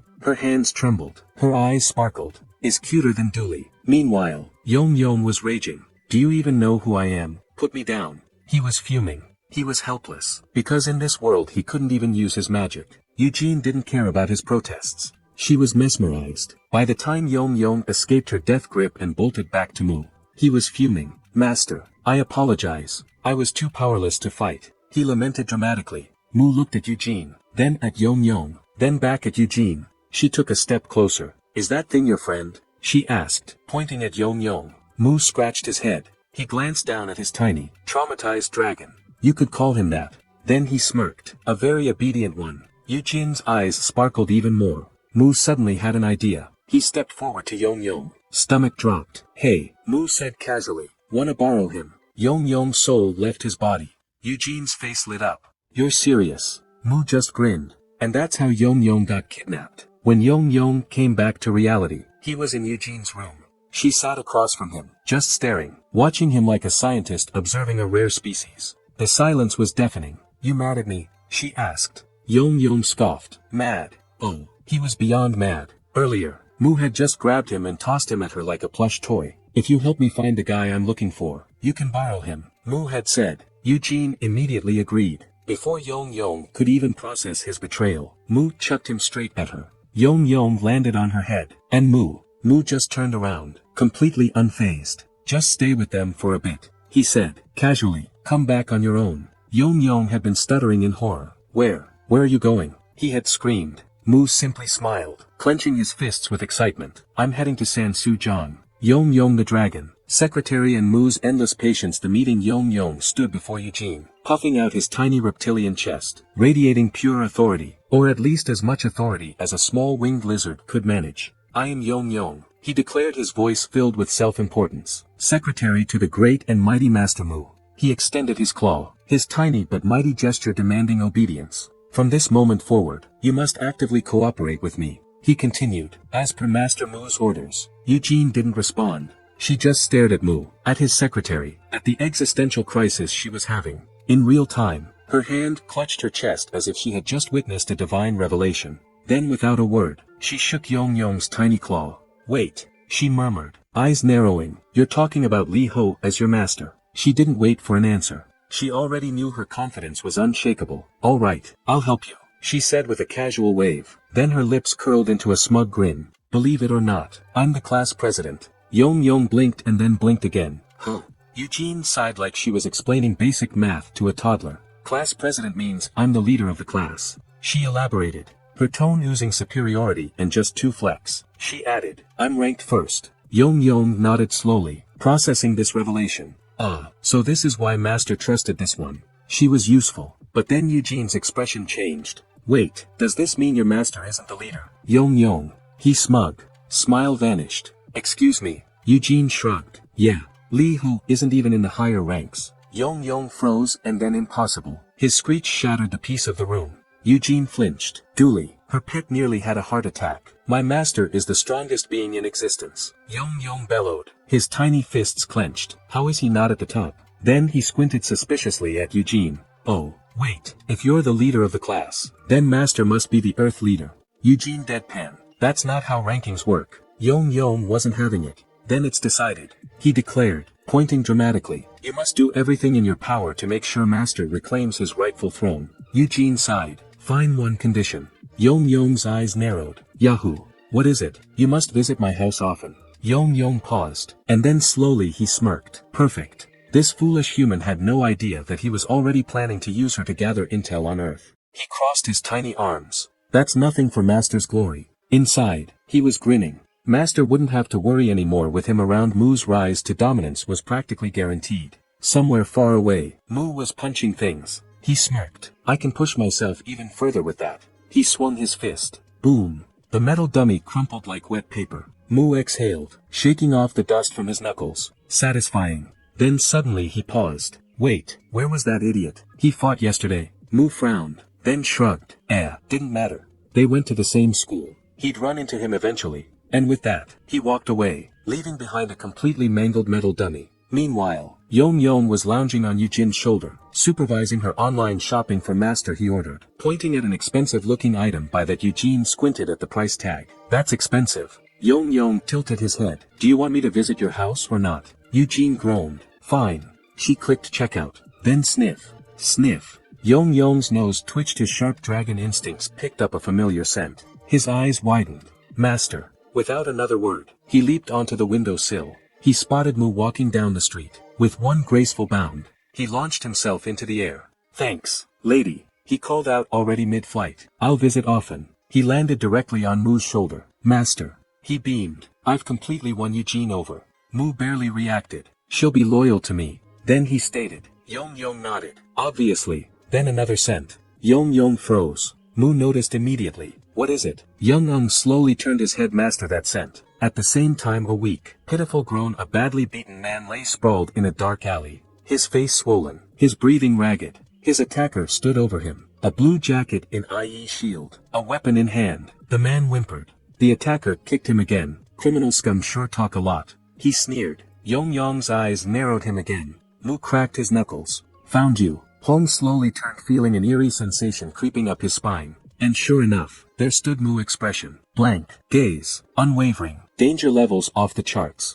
But just as the tension peaked over there, Peng flinched, startled by the high-pitched screech coming from Mu's shoulder companion. Yong Yong, in all his tiny dragon glory, was pointing not at Kong, but at a nearby restaurant. There's an incredible smell coming from over there, the little beast announced, practically drooling. Mu didn't even blink. He was locked in eyes on Kong sweating profusely. Wah, wait a second, there's been a misunderstanding, he blurted, raising his hands defensively. Mu responded by suddenly launching at him. I have no intention of fighting, Kong yelped immediately, dropping into a fighting stance. This is bad. Mu was inches away now, but then he stopped smiling. That infamous smile, not attacking, not moving, just grinning like the devil himself. Kong confused deeply. He's not attacking, but he just. Mu meanwhile was analyzing. He's not launching a preemptive attack. Kong still sweating. Has he no intention of fighting? And then the dumbest third-party interference in history. One of Kang's goons, apparently not getting the memo that this was a mental chess game, snatched Kang's weapon from his back. Kang's eyes widened. What? The goon lunged forward, screaming, die. Kong, who was definitely not trying to die today, ducked just in time. The weapon whizzed over his head and straight toward Mu. Kong had exactly one thought. If I dodge, then, bam. The weapon smacked Mu's head. Silence. Kong slowly peeked up. Mu, still smiling. Ouch. You hit me. Kong, horrified. The goon now realizing his entire life had been a mistake. And just like that, Mu began. His foot shot forward, striking the goon dead center in his torso. The weapon spun into the air. Mu casually caught it, the goon on the floor gasping for air like a fish out of water. And before he could even process what happened, wham! The weapon was coming right for his head. A plot twist. Mu wasn't actually going to hit him with it. No, that would be too obvious. Instead, Mu slammed his forehead right into the guy's face. Oh no, the goon screamed, clutching his broken nose, but Mu's still not done. One punch, then another, torso obliterated. For the finale, Mu slammed the weapon down onto the guy's leg. The goon collapsed. Mu now standing over him, weapon in hand, victorious, and then his expression fell. This is boring, because, sure, beating people up was fun, but it wasn't fun. Mu sighed, lost in thought. When I first arrived on Earth, it had been so long that just feeling the impact was fun. But if it's this one-sided, it's no different from before. His eyes flickered. It has to be at least that guy. And then Mu snapped out of it. Wait, where was Kong? Mu turned. Kong gone. Where did he go? Flashback. Kang's escape plan. The moment Mu had charged at the goon, Kong did what any sane person would do. He ran. How does that guy keep finding me? He was sprinting at full speed, turning corners, desperately hoping Mu wasn't on his tail. And then disaster struck. Yong Yong, still distracted by the restaurant, was right in Kong's path. A delicious smell. The dragon mumbled dreamily, his eyes locked on the menu, completely oblivious. Smack. Kong's foot collided with the tiny creature. Traffic accident. Hit and run. Kong burst through his front door, practically throwing his shoes off safe. Finally, he exhaled, finally allowing himself to process the absolute madness of today. And of course, his thoughts circled right back to Mu. What's so fun about that guy? Does he actually enjoy fighting? and before he could even come to a conclusion, the prosecutor has arrived. Kang's head snapped up as his sister Hyunyi burst into the room. Bright smile, unhinged energy. Another criminal locked up today, she announced cheerfully. Kang sighed. His sister, the ex-ballerina, turned prosecutor, after a stalking case gone wrong, had made it her life's mission to wreck criminals. And apparently, she was having the time of her life move. She joked, shoving Kang aside. How dare you block the prosecutor's way? Kang rolled his eyes. Doesn't it hurt when a prosecutor gets hit? You're not sweating. You didn't even flinch. She muttered, living up to your name. Then with zero hesitation, 1 ramen, no egg. Kang pissed. Internally, though he knew, yes, that doesn't faze her anymore. His mind wandered back to that incident when the stalker attacked her. Back then, Kang had fought out of anger, not for fun, not because he enjoyed it, just anger. Because back then, he wasn't like this when he started boxing. Even he walked towards school with Yong Yong perched on his shoulder, looking thoroughly defeated. The tiny dragon let out a miserable groan. Sorry, I was just too hungry yesterday. Mu didn't respond. He was too busy ignoring him, on purpose. Meanwhile, the other students around them losing their minds. What the hell is that? Is that a Komodo dragon? One particularly bright student. Oh, my god, is that legal? Mu completely unbothered. He had bigger things to worry about, like the person he just spotted. Hey, he called out Eugene, turned saw them, and squealed in joy. Ah, Yong Yong, ho washi. She practically jumped in excitement, ignoring Mu entirely. Mu blinked. Did you hear from Yong Yong? Do you get it now? Eugene tilted her head, confused. Then it clicked. She remembered Mu's ridiculous offer from the other day. I am looking for someone right now. If you help me, I will lend you Yong Yong. Oh, right. She tapped her chin thinking that guy. I think I know who you mean. Mu's eyes narrowed. If it's someone who covers their face and picks fights, that's Il Jumi. Mu blinked again. What is Il Jumi? Eugene's jaw dropped.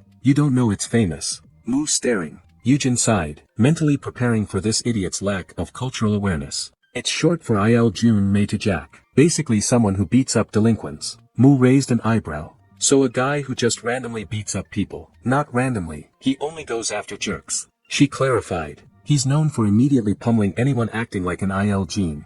Then she frowned. Oh, wait, why are you fighting him? She squinted suspiciously. Did you do Il Jin stuff? Mu, deep offense. What? No idea what that even means. But as he said this, his jaw tightened, his teeth gritted in frustration. He keeps running away, but next time, I won't let him escape.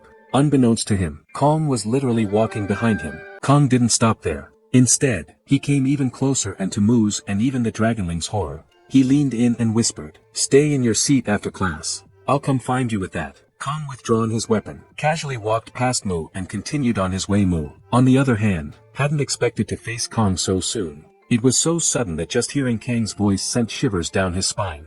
Still, after all those planning to kill him in the first sight, Mu let Kong go away without any complaining. Watching how Kong and Lee behaved, Kim couldn't help but wonder if they were friends or if there was something between them that she didn't know about. Without knowing who really Kong was, she gathered her courage and asked Lee, "Who's that guy anyway?" Meanwhile, as Mu stood there looking forward for his encounter with Kong after the day's class, while watching how he is getting away with just one word, replied to Kim Eugene, "Bully hunter." From that moment until the end of class, Mu's hopeful and excited expression didn't fade. The idea of finally facing someone worthy of spending his time made Mu feel both nervous and excited. To calm himself, Mu kept repeating to himself that he could wait as long as it took, if it meant having a real fight, but it was all just an act. His eager face masking the chaotic thoughts in his mind.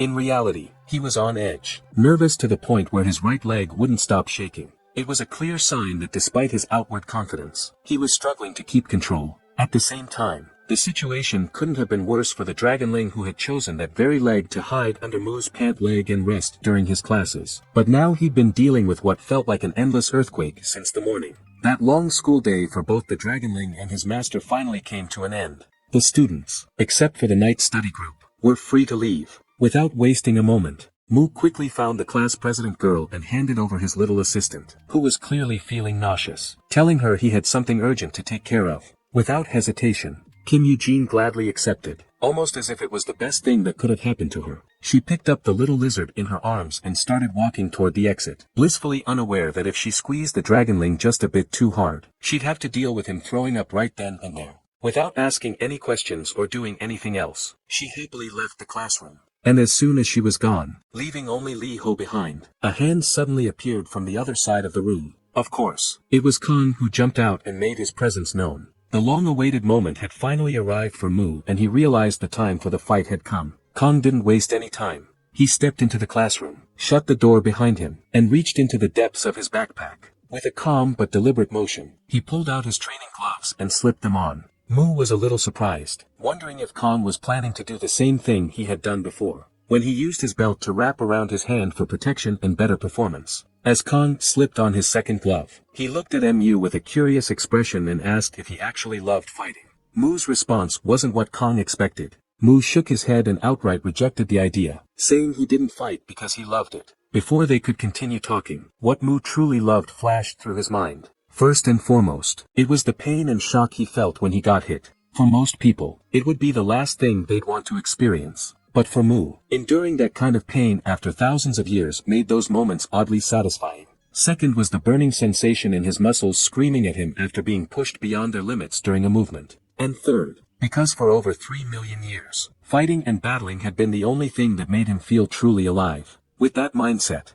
Mu believed he didn't fight because he liked it. He fought because it was a necessity for him, a part of his existence. Yet as he thought about it, his face twisted into a creepy, overly excited expression that made Kong pause in that moment. Kong couldn't help but think this guy is completely insane, maybe a psycho, or something even worse. Kong didn't bother overthinking Mu's strange behavior. Instead, he unzipped his backpack again, pulled out another pair of training gloves and tossed them to him. He acted like he was there for a friendly sparring match, not a fight to the death. Mu let the gloves hit him square in the face, on purpose, not even blinking from the impact, but still managed to catch them mid-air before they fell. Kong calmly placed his backpack in the corner, and with a serious expression he told Mu to put the gloves on. He explained that he wanted to keep things fair, mentioning that he couldn't even take a fight seriously unless his opponent looked like more than just some random thug. In an instant, Mu slipped on the gloves and dashed toward Kong, clearly excited to put his new gift to good use. He threw the first punch and as expected, Kong blocked and dodged it.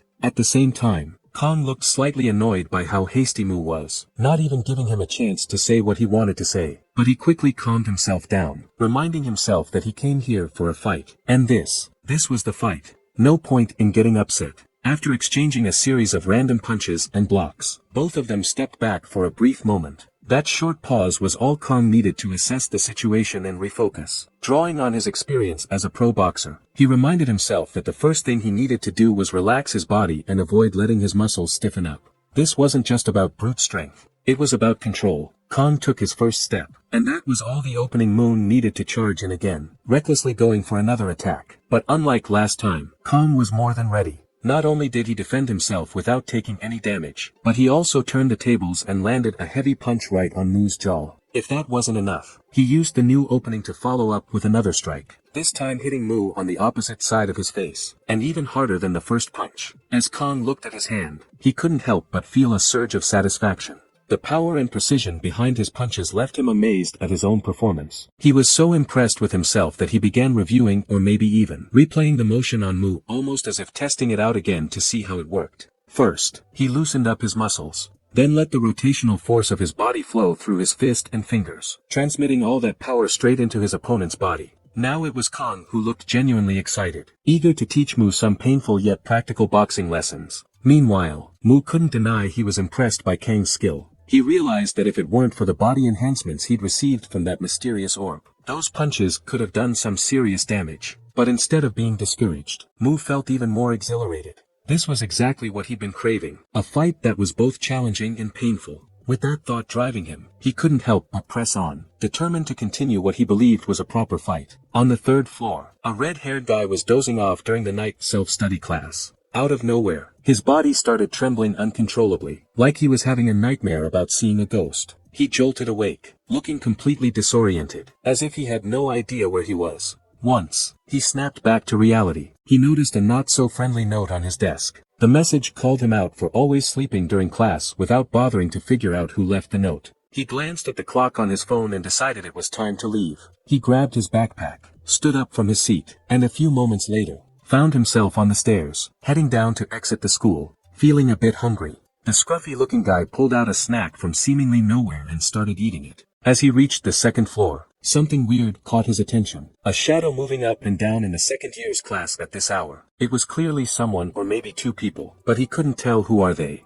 That shadow, of course, belonged to Mu and Kong, who were still locked in their fierce fight. At that moment, Mu found himself cornered with no way to do anything but defend himself. Thinking fast, he came up with an idea. He lifted his foot into the air, and in a sudden and unexpected move, planted it firmly on Kang's chest, stopping and surprising him. But that wasn't all as Kong staggered. Slightly caught off guard, Mu aimed to follow up with a kick to his face. Kong managed to protect his face, but it was clear he was furious. He glared at Mu and demanded to know why he suddenly started using his legs when kicks are forbidden in boxing. Mu, now confident with his newfound strategy, was ready to attack again with a smirk. He replied, "What are you talking about? I don't even know what boxing is." Before Kong could respond, Mu leapt toward him, aiming another kick while taunting who said, "We're only using fists in this fight." Ha! His kick landed hard, strong enough to push Kong backward. For a few moments, Kong was visibly struggling. A part of him even started to believe Mu's words. But as a trained boxer, he was completely unprepared to deal with kicks. Before Kong could regain his focus, Mu took advantage of his confusion and landed another solid kick. The once dominant boxer now found himself in a bad spot, cornered and unable to do anything but defend himself. Kong couldn't help but wonder how someone who looked so weak could deliver such powerful kicks to his upper body. To Kang's shock, Mu suddenly switched tactics and aimed a kick at a vital point in his lower body.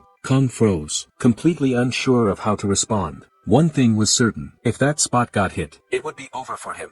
He would collapse and be unable to continue the fight. Just as he feared, Mu struck the weak spot effortlessly, but to both surprise, nothing happened. He didn't even feel a hint of pain. Mu immediately retreated, putting distance between them. Yet he was smiling a smug, knowing smile, as if he'd held back on purpose and deliberately avoided finishing Kong off. In truth, Mu had used his full strength in that attack, but the physical enhancement of the Dragonling's power had worn off as though it had never existed.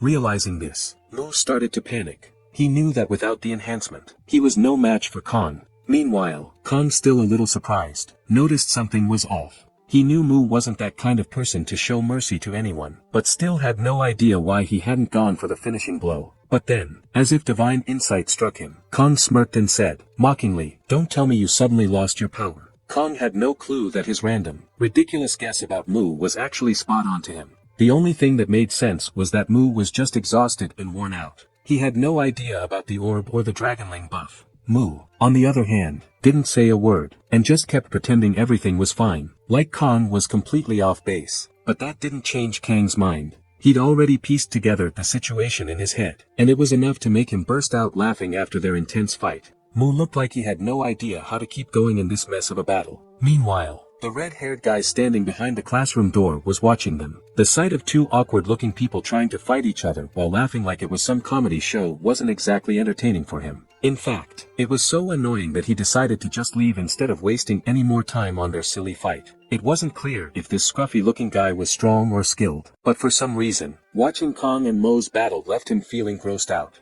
Just as the red-haired guy walked off, Kong finally stopped laughing. His face turned serious as he charged at Mu, knowing this was the perfect moment to take advantage of the situation. Mu, on the other hand, found himself in a pretty bad spot, trying to use his leg to block Kang's attack, or at least make it harder for him to land a punch. But that simple plan wasn't enough to stop Kong. Instead of aiming for Mu's face, Kong went straight for a vital spot, one that Mu had unknowingly left wide open. Mu thought his knee would work as a solid defense, but things didn't go the way he expected. With just one strike, not only did he feel the sharp pain, but being on one leg caused him to spin around almost 90 degrees, leaving a perfect opening for Kong. Kong didn't waste any time. He landed a bone-crushing punch right to Mu's head. The hit was so strong it sent Mu flying several meters backward, but even that wasn't enough to knock him out. Mu slumped against the wall behind him, realizing that without the enhancement buff, there was no way he could stand up to Kang's solid, muscular body. One desperate solution crossed his mind. If he could just use a small amount of his original mana or inner energy, he could easily overpower this gorilla.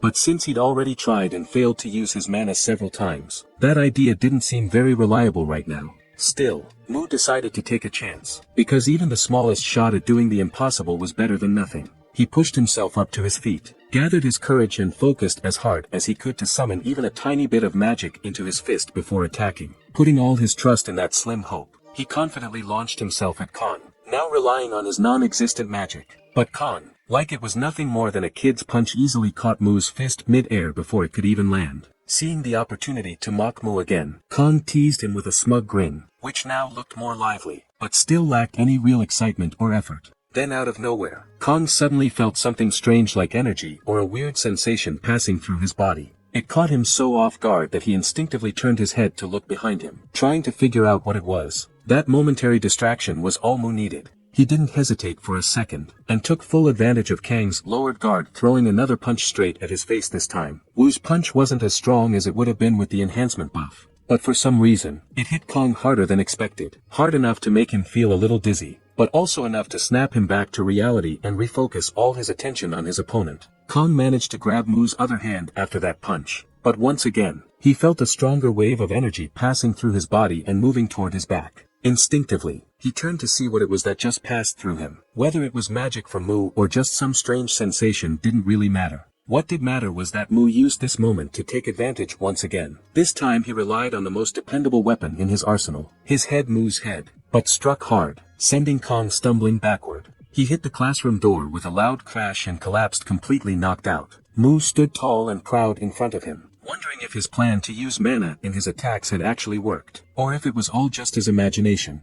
After a moment, he realized that he'd somehow managed to channel a small amount of magic into his fist, by redirecting a little bit of mana into his body using a new method he'd never tried before. But honestly, the thrill of being able to use magic wasn't nearly as exciting as the thought of what he wanted to do to Kong now. Looking like a caveman who hadn't eaten in a year and just found a feast, Mu approached Kang's unconscious face, but he wasn't planning anything too crazy. He was just eager to leave his mark on him in his own way. At the very last moment, fate somehow managed to wake Kong up, letting him save his ear for another day. As soon as he came to his senses, he realized Mu was about to move, mark him as neutered, just like Mu's other unfortunate victims. But that wasn't something Kong, a champion boxer, was going to let happen so easily. He quickly shoved Mu away and got to his feet, still feeling dizzy, but determined to stop him. Kong immediately admitted that he had underestimated Mu and accepted his loss. But that didn't mean he would let Mu rip his ear off. He wanted to say something, probably about the strange sensation he'd felt earlier, before getting knocked out, but the pounding pain in his nose and his spinning head weren't letting him form a single coherent thought. So instead of explaining, he made a quick excuse and decided to leave for now, thinking it was best to get as far away from Mu as possible, as quickly as possible. Watching Kong walk away, Mu couldn't help but feel disappointed. He'd been really looking forward to adding Kong to his list of playthings, but it clearly wasn't going to happen today. A while later, at Kim Yujin's house, the little dragonling was struggling under the weight of a bag that looked to be twice his size. It was so heavy that he was already sweating before he'd even started moving.